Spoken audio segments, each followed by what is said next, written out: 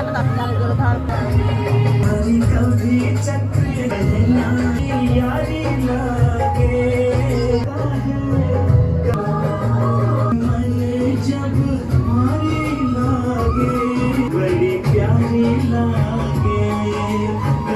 श्री गणपती पेठ व्यापारी गणेश उत्सव मंडळ सर्व गणेश भक्तांचे सहर्ष स्वागत करीत आहे।